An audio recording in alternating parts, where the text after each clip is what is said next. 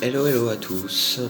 Je fais une petite vidéo aujourd'hui pour parler un peu des flammes jumelles et, et de ce qui se passe en ce moment avec ce confinement, coronavirus, tout ça, enfin voilà.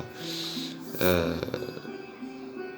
Déjà je pense qu'il faut rester positif, que c'est quelque chose, c'est un petit peu comme une bénédiction en fait, qui arrive sur nous et qui nous permet au final de nous recentrer sur nous-mêmes et puis par la suite de nous réouvrir aux autres en fait. Euh, Notamment parce que l'ère du Verseau est une ère collective et que c'est la fin de l'ère du Poisson et l'ère du Poisson était une ère individuelle. Euh, voilà ce que Dieu attend, enfin ce que le divin attend, ce que l'âme de l'univers attend, c'est véritablement un stop, un arrêt, qu'on arrête toutes nos conneries, qu'on arrête tout ce qui faisait du mal à nous-mêmes et à la terre en fait, hein, tout ce qui nous faisait du mal et qui faisait du mal à notre terre-mère. Et du coup il nous met un stop là, un point d'exclamation sur l'histoire de l'humanité, je pense, où vraiment il nous demande en fait voilà, de, de renouer avec ce calme, avec la nature, avec la beauté de la nature en fait, sans forcément aller la chercher en fait, hein, et simplement en étant voilà, ça peut être tout simplement être à votre balcon et puis écouter ce calme, cette sérénité avec tous ces chants d'oiseaux qui reviennent et qui, enfin, c'est juste superbe quoi. Je peux vous assurer que, je peux vous assurer qu'avec le confinement, c'est largement pas pareil que lorsqu'il n'y avait pas de confinement au niveau des circulations de véhicules et donc du coup de la pollution, etc., etc. Donc il y a beaucoup de choses qui changent par rapport à ça. Faut savoir aussi qu'on vit une ère où voilà, c'est le changement avant tout, la transformation personnelle. Et là, on est dans, comment on pourrait dire ça, dans une période en fait vraiment charnière en fait. On était déjà préparé à cette période avec les réseaux sociaux, avec tous nos contacts, etc., qui ont pu nous donner des astuces, des petites choses à mettre en place au quotidien, etc., etc. Sauf que là maintenant, c'est global en fait. Global et à la fois local. Autant la solidarité peut se faire de façon locale, mais c'est quelque chose qui se fera à l'échelle globale. Première chose. Deuxième chose, si effectivement le krach boursier, parce qu'il y a eu un krach boursier, continue à, comment dire, à chuter, enfin si la bourse continue à chuter et que effectivement on voit toutes nos actions partir en fumée, je pense que ça aura un véritable impact sur l'économie. L'économie, on essaie de la préserver, de la sauvegarder en fait, d'après ce que les politiciens nous disent. Sauf que un jour ou l'autre, elle s'effondrera. Et là, en fait, le principe d'adaptabilité, il est pour tout le monde, en fait. C'est comment on va s'adapter au monde de demain, qui n'aura plus l'argent pour subvenir à n'importe quel besoin, en fait. Voilà. Et donc, sans crainte, sans panique, sans inquiétude, on se dirige vers ça. Et même si l'économie est sauvegardée après ce confinement, après cette période un peu apocalyptique, si on peut dire ça comme ça, sachant quand même que Apocalypse c'est les révélations, donc ça a un peu rien à voir avec la fin du monde. Et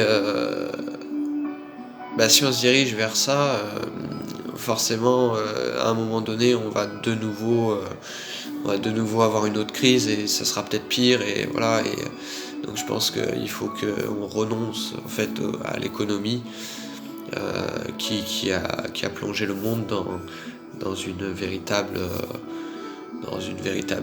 fournaise en fait, hein, puisque c'est comment dire, le capitalisme a complètement dénaturé le monde et l'a complètement rendu presque invivable, donc voilà. Alors après j'ai parlé aussi des flammes jumelles. J'ai pas mal de contacts flammes jumelles aussi qui effectivement m'ont fait part de leurs inquiétudes et de leurs peurs, etc. Et moi, ma jumelle a décidé de couper les ponts pour l'instant. J'avoue que ça tombe assez mal, mais voilà, faut bien se dire que on a beaucoup de peurs profondes, des peurs primaires qui remontent à la surface, et le manque, le vide, tout ce qui va être en relation avec justement les la matérialité en fait, hein, tout simplement, hein, puisque c'est dans la matière qu'il se passe quelque chose. L'événement extérieur est matériel, donc c'est ce qui va primer chez les flammes jumelles. C'est le problème là qui va primer chez les flammes jumelles. Donc effectivement, moi je conseille tout bonnement de se connecter à l'énergie, de se recentrer énergétiquement, et donc du coup de se reconnecter à notre flamme, à notre jumelle, jumeau, peu importe en fait le moyen, mais ne pas se laisser seul dans de telles circonstances. Mais au niveau de la matière, ça sera très compliqué parce qu'effectivement, il y a des égos qui ressurgissent, des peurs, des blessures aussi, certainement liées au passé terrestre, donc qui ont eu un impact sur notre vie actuelle. Donc je pense que voilà, que c'est important de bien se dire que l'énergie est toujours là. Par contre, l'énergie elle restera, et même si on n'a pas les contacts physiques, matériels, sachez quand même que l'énergétique reste largement accessible, et que c'est à nous, chacun d'entre nous, d'être ouvert à ça en fait. Voilà, d'être ouvert à cette énergétique, et de ne pas se laisser affaiblir par des peurs, par des pensées négatives ou toutes sortes de choses. Je sais bien que le confinement c'est un petit peu délicat comme situation, sauf que voilà, c'est quand même une période de recentrage en fait, une période de rééquilibrage, de réharmonisation, et on en a tous besoin en fait. On a tous besoin, autant flamme jumelle que non flamme jumelle en fait, hein. Tout le monde a besoin de ce rééquilibrage, donc voilà, et ce recentrage. Je pense que c'est important, c'est surtout important de ne pas paniquer, de ne pas être dans l'inquiétude. Et puis je pense qu'on en est déjà au 2e jour du confinement, ça commence à être déjà un peu plus